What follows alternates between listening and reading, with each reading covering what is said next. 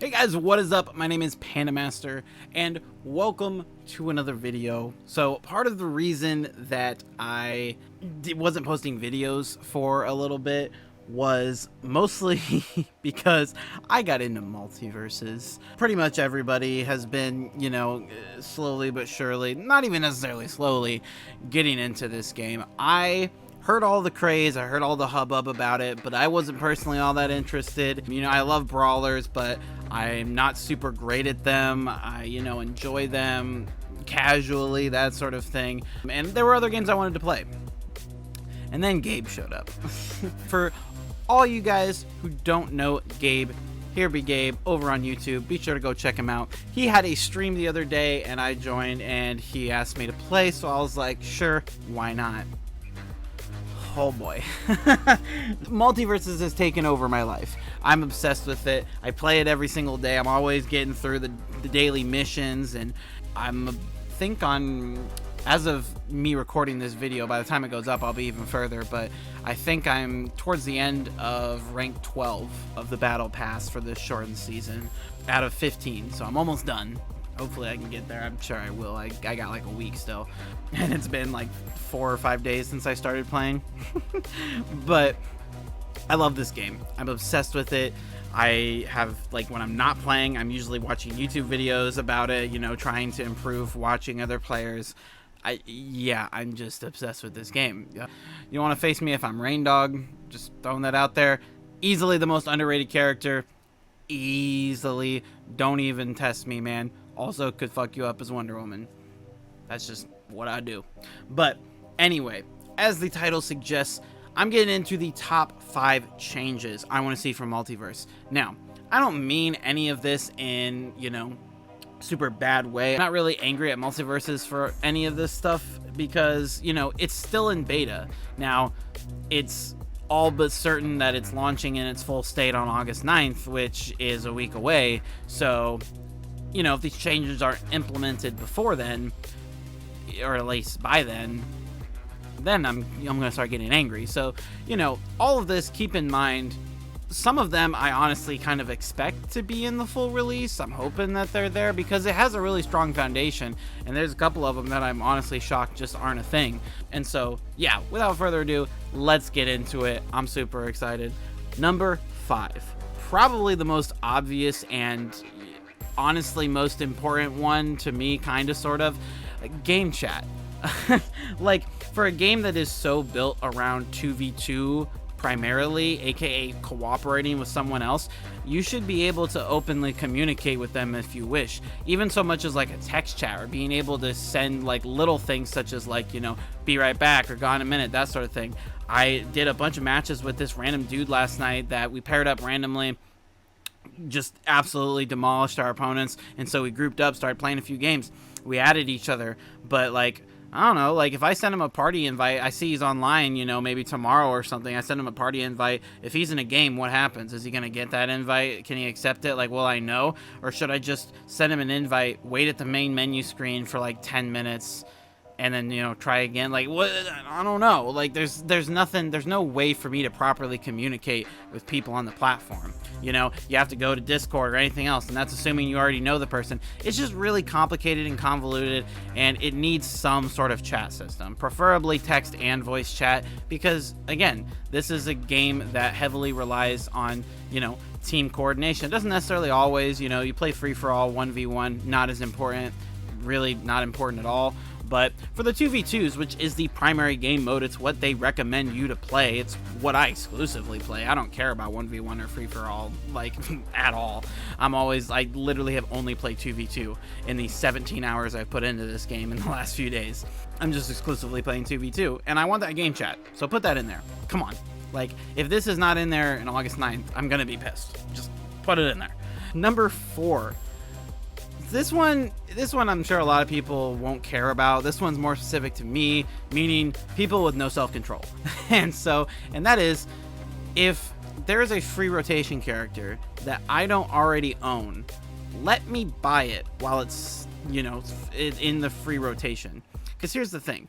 I love Finn. He's one of my favorite characters. I'm okay at him, but he is one of the strongest characters in the game right now.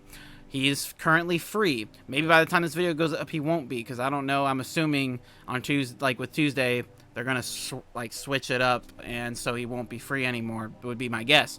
I'm not gonna have the gold save up to just immediately buy him back. I won't be able to do that. And so, you know, I don't have the self-control for that. So let me buy him now. You know, I've bought a few characters. My next one that I'm going for is Jake. But if I had the option, I would go for Finn next, because, you know, I really like him as a character. I have a lot of fun with him, but I can't because he's on free rotation. Again, some people probably won't care. They'll just have the gold saved up and then buy him as soon as he isn't. But just give us the option, man. You know, like, there should just be an option to, yeah, unlock permanently. Just seems like a no-brainer to me. I think they should have that. But that's my 2 cents. Also, just to say, none of these changes are about balancing. That's something that's just inherently going to happen as the game progresses. So if you're looking for that, nah, I don't care. I think this is honestly a pretty well-balanced game. Except, you know, screw Iron Giant and Taz. I'm sorry, they're just bad characters. They're bad. I'm sorry. They're bad. They're bad. There are a few people that are good at them. Good for you. But Taz is literally the worst. Ever since they nerfed the tornado, he's actually useless. I don't care. I'm going to say that. Honestly, probably forever. Like, I'm pretty sure they're working on, like, an entire rework for him because they screwed him up that bad. So, yeah. If you're a Taz main, I'm sorry, but you just suck. There's no way to spin it. Anyway, moving on. Number 3, make all characters the same gold value. This is something I didn't notice until somebody else brought it up on a YouTube video, and I realized, I thought about it, I'm like, he's 100% right.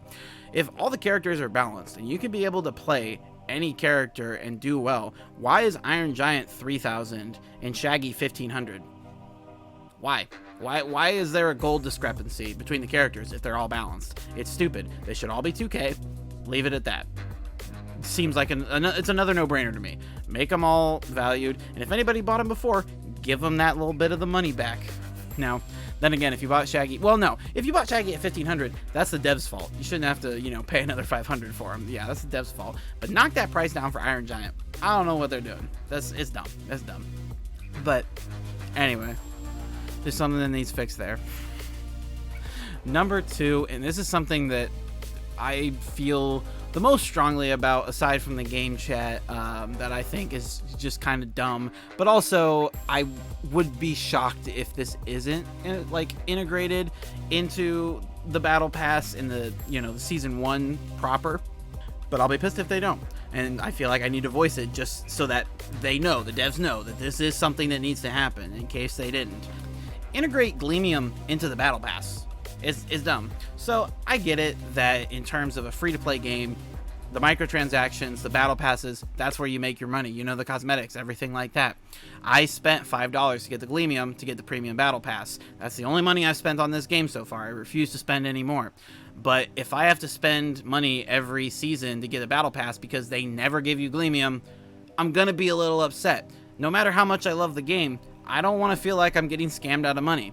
So every single free game I know with a battle pass has enough that if you get through the battle pass, which is usually extremely hard, it requires you to play pretty much daily, or at least for very long periods of time, you can theoretically pay for your battle pass. I have a friend who's super into Rocket League. He never pays for the battle passes because he always gets enough premium currency to do so by completing the premium battle pass.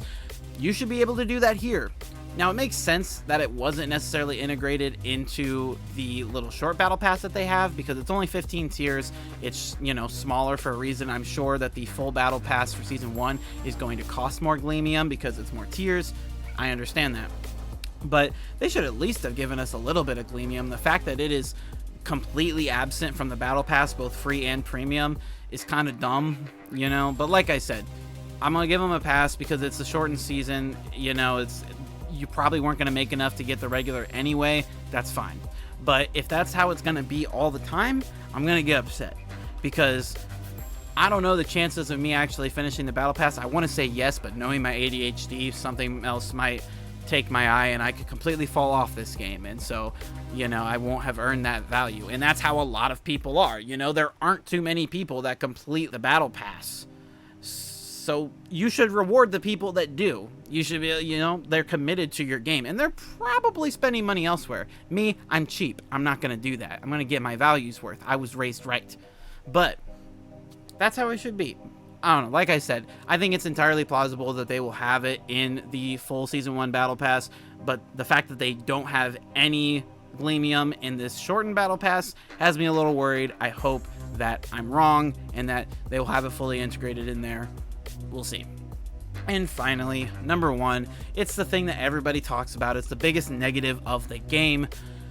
Yeah, the maps. Yeah, the map. I think I really like the Cromulus map that they just added, the Rick and Morty themed map, because shape-wise, you know, it's a pit that then can open up once you bust the speakers. I think it's really well designed.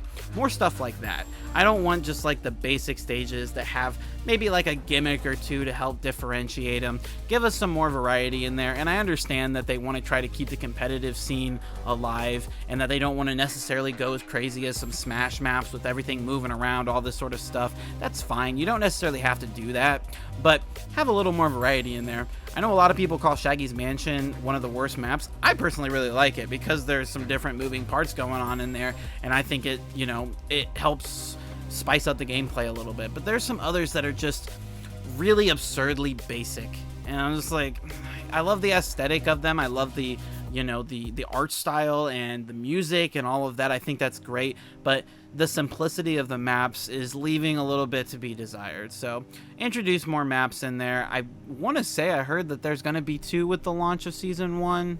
We're going to have 2 new maps, but I could be wrong. Don't quote me on that. But yeah, I hope we see more like the Chromium. Again, it's still a little basic, but I do like, again, like how it is basically a pit. You can really punish some people in there. I love punishing people in that map. It's a lot of fun. Just more stuff like that. More things that experienced and more professional players can use the map to exploit their enemies. Different things like that. Again, you don't have to make it crazy. Just have a little bit more environmental expertise in your design. That's the biggest thing that needs to change here in MultiVersus. More variety, more differentiation in the maps. I mean, that is the biggest flaw of this game. But that being said, I still love this game a lot. And again, all of these changes, they're all very minuscule. When it comes down to the actual gameplay itself, I have no complaints. And that's about the best you can get for a game. You know, I love the gameplay flow. I play it hours and hours on end and I don't get bored. Honestly, the main reason for me quitting is just that my hands hurt. I got off of the game maybe about half an hour ago and I can still feel it in my thumbs. This game might give me carpal tunnel. It might be the thing to do me in. I don't know. But I love this game. And so I made this video because, again, I just want to show my support in how to make this game even better. And I also think that these things are really easy fixes. I mean, the maps, it gets a little complex, but the 4 others are super, super simple. And I think will just, again, help elevate the game to an even higher status than it already is. And so let me know, is there anything you really want to see change? Again, don't talk to me about balancing. They're already working on it, but I would love to hear if you've got any hot takes about, you know, who sucks as a character, who's completely goated. Like I said, y'all are sleeping on Raindog. He's not even my main, but he is one of the people I play the most. Again, I don't like the main concept. I like to kind of go around, especially with the ever-changing meta. I'm an Overwatch player, so I am not about sticking with one character. It's about switching things up on the fly. You gotta adjust. Plus, I think a big part of MultiVersus and doing well is being as unpredictable as possible, and that means if you're going to rematch someone, you better switch up that character. If you're sticking the same person when you rematch, you're an idiot, because they took that entire match to learn your moveset and how you work. So if you switch things up on them, it's taking them back to square one. That's a free tip for y'all. That is a free tip. Do not stick with one fighter, or you're just going to get thwomped. Anyway. Maybe I'll have a little multiverse tips video, but I don't want to oversaturate the YouTube. There's already plenty of those out there. But thank you guys for watching. I hope you guys enjoyed. Like if you like this video, subscribe if you want to see more. Like I said, remember to go over to Gabe's channel. He's super dope. He also has a video of, you know, top clips and highlights from MultiVersus, which I watched. It was super well done. Fun times, a lot of great clips in there. Go watch that. Go have all sorts of fun over on his channel, but don't forget to subscribe to mine. And I will see you guys next time. Maybe some more MultiVersus, maybe all kinds of stuff. I'm all over the place here. I got ADHD. What do you expect? But, all right, see ya.